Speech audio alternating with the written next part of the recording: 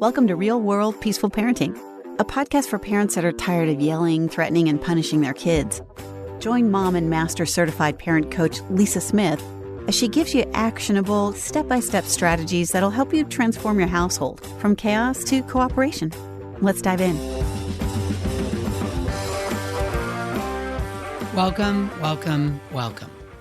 Welcome to today's episode.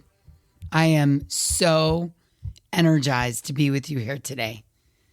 And if you have a strong-willed kid, today's episode is for you. I want to start by asking you a question, and it might hit close to home. And it's this. Have you ever noticed this with your strong-willed kid? The more you try traditional discipline, timeouts, grounding, taking things away, the more things seem to spiral. Does it happen that instead of your kid or kids getting calmer and more cooperative, your kid gets more angry, more defiant, more disrespectful, more shut down? Yeah? Well, you're not alone. I hear this all the time from parents, good parents just like you, who are doing everything they've been told to do, and yet they feel like nothing's working. And if that's you, if you're in this circle, let me say this loud and clear. It's not your fault. It's not your child's fault either. You see, the real problem is that punishment-based strategies simply don't work for sensitive, strong-willed kids. And I'm sure I don't have to tell you this, but not only do they not work, they often make things worse, right? So today, I want to help you. And I want to unpack 10 reasons that I see again and again and again inside my coaching practice over the last 15 years. 10 reasons, real reasons, the traditional playbook fails our strong-willed kids. You ready? Okay. First up is when we punish our kids, it creates power struggles. Strong-willed kids are wired to resist external control. And when we impose a punishment to force compliance, they feel the need to push back. Not because they're bad or defiant, but because their nervous system sees control as a threat. The harder we push, the harder they push back. Yeah? Number 2, when we punish strong-willed kids, it triggers shame, not insight. Instead of learning from the experience, the child often thinks I'm bad rather than I made a mistake. And this shame shuts down self-reflection, curiosity, and growth. Insight comes from feeling safe, not from being made to feel wrong or small. Coming in at number 3, punishments don't work on strong-willed kids because punishing our kids, which I just want to remind you, the definition of punish is to harm. Punishing our kids skips over the root cause.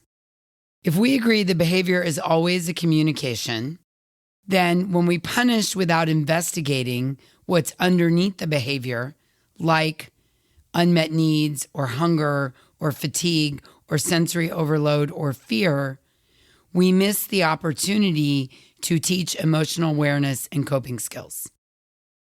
Number 4, when we punish our strong-willed kids, it damages trust and connection.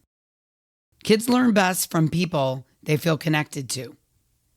When our relationship becomes all about catching mistakes and enforcing punishments, we chip away at the very foundation of our influence, our trust, and our attachment.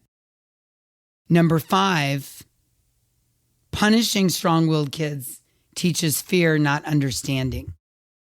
When kids are afraid of punishment, when they're afraid of being harmed, they may obey to avoid pain, but they don't develop their inner discipline, what I like to call their inner compass. Fear-based compliance does not build the emotional intelligence or self-regulation that strong-willed kids need in the world. Coming in number 6, punishing our strong-willed kids doesn't teach what to do instead. Saying don't hit your sister without showing them what to do when they're angry leaves your kid without tools. Real teaching is modeling, practicing, and helping them build new skills when they're angry, when they're frustrated, when they're upset, not just pointing out what they did wrong. Coming in at number 7, punishing our strong-willed kids fuels emotional dysregulation. Strong-willed, sensitive kids are often already struggling with big feelings. Punishing them adds more stress to their nervous system, making it even harder to stay calm, listen, and learn anything in the moment that you're trying to teach it. Number 8, and maybe one of the most important, punishing our strong-willed kids makes kids sneakier. When mistakes bring punishment and harm, kids often learn to hide their behavior to avoid getting into trouble. This undermines honesty and openness and turns the parent into the enemy rather than the safe place for help. Coming in at number 9, punishing our strong-willed kids reinforces the I'm a bad kid story. And over time, repeated punishment can create a core of belief of I'm bad, I'm always messing up, and I'm not lovable. And that belief becomes internalized and can shape their identity and self-worth for years to come. And coming in at number 10, punishing our strong-willed kids leaves you drained, discouraged, and second-guessing yourself.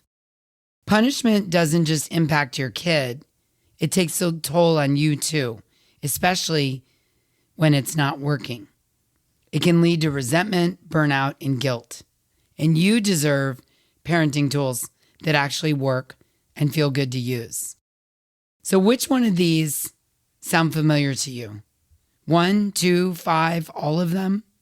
If so, I want you to know, I really want you to hear this. You are not alone, and you are not broken, and I am here to help. And I'm here to assure you that there is another way. So you might be saying, okay, Lisa, well, if punishment isn't the answer, what is? What actually helps? Well, here's what I teach every day inside the Hive, and what I've seen personally transform thousands of families around the world, and I'm going to share them with you right now.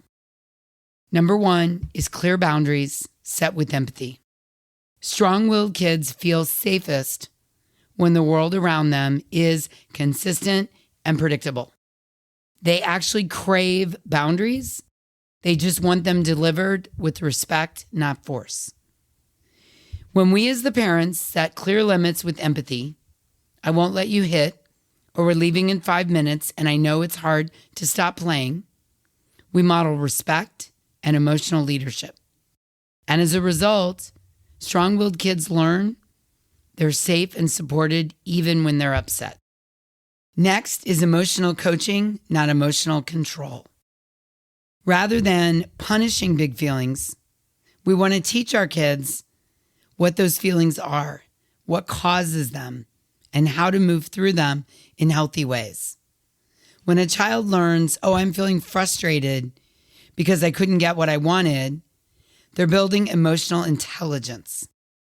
Over time, emotional coaching, not control, strengthens self-awareness, emotional vocabulary, and the ability to pause and respond rather than react.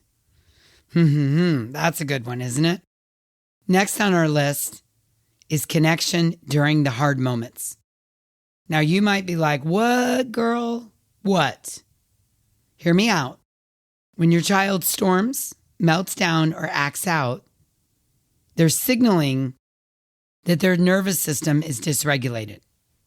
And in those moments, connection is the bridge to regulation. You staying calm, offering presence, and showing empathy tells your child you're safe, I've got you, and we'll get through this together. The connection doesn't excuse the behavior. It supports the emotional repair your child needs in order to change it. Yeah? Awesome. Next on the list that does work with strong-willed kids is collaborative problem solving. Once you've connected during the hard moment and your child is regulated, this is the moment for learning and growth. When we bring our kids into the conversation with, hey, what happened there? Or what could we try next time? Again, when they're regulated, we give them ownership and practice in critical thinking. This, my real-world peaceful parent, teaches accountability without shame and nurtures problem-solving skills they'll use for life. And I see this every day with my kid. And then we're going to bring up the rear with the last one, which is consistency. Kids thrive on knowing what to expect. Strong-willed kids excel on knowing what to expect. When we consistently show up with empathy while following through on limits and stick to our routines, we create a safe emotional environment. Consistency builds trust, reduces anxiety, and helps our kids internalize expectations over time. I promise you, it's not about perfection. It's about predictably loving even when things get hard. This is real world peaceful parenting.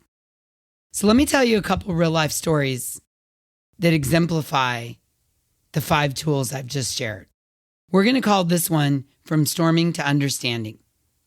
A mom in the hive, let's call her Stacy, used to ground her 12-year-old son every time he talked back. But as you probably know, it never worked, and the disrespect just escalated.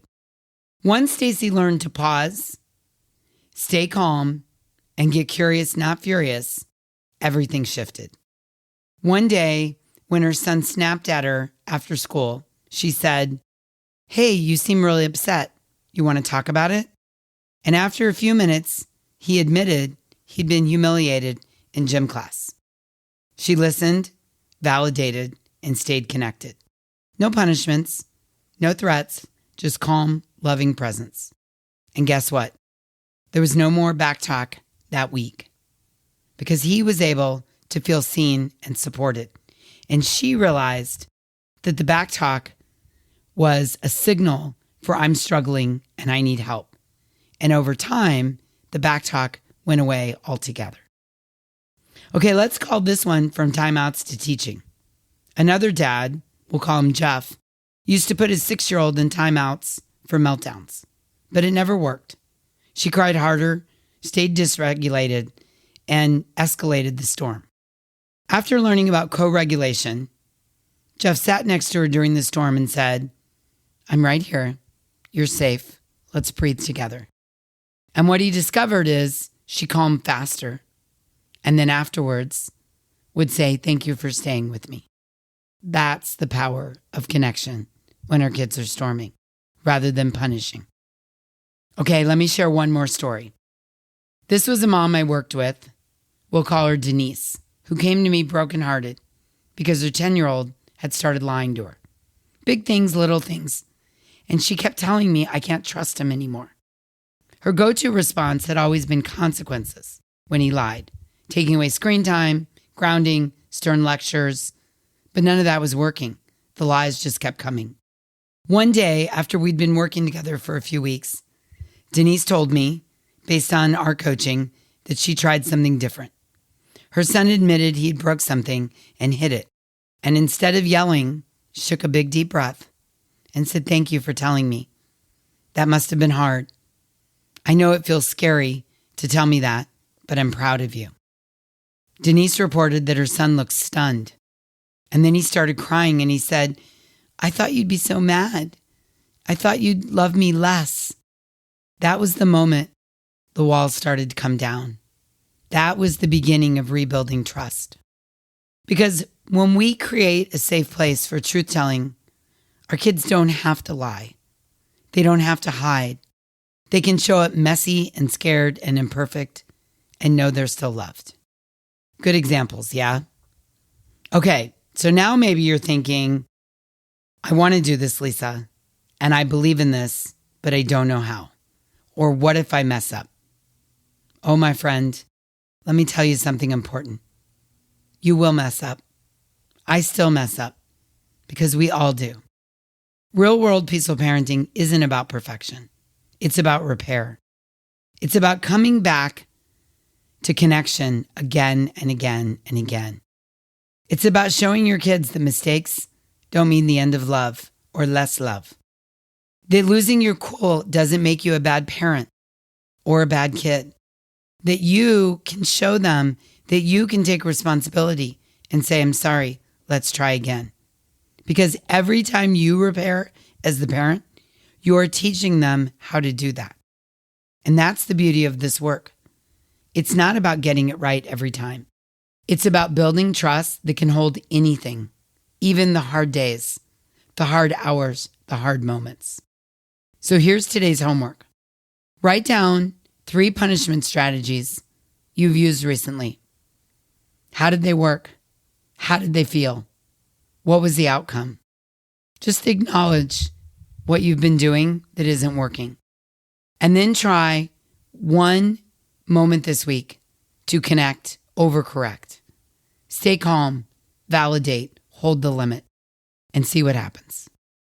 If you want help shifting away from punishment and into tools that actually work, if you're ready to shift from control to connection, from punishing, which is to harm, to discipline, to teach, then I want you to come join us inside the Hive. In the Hive, I help you create practical, personalized strategies for handling your strong-willed kids with clarity, calm, and confidence. Come join us. You won't regret it, I promise. To learn more and join us right now today, go over to thehivecoaching.com. Once again, thehivecoaching.com, and I'll meet you there. Sound good? Awesome. Okay, until next time, I'm wishing you peaceful parenting. Thanks for listening to Real World Peaceful Parenting. If you want more info on how you can transform your parenting, visit thepeacefulparent.com. See you soon.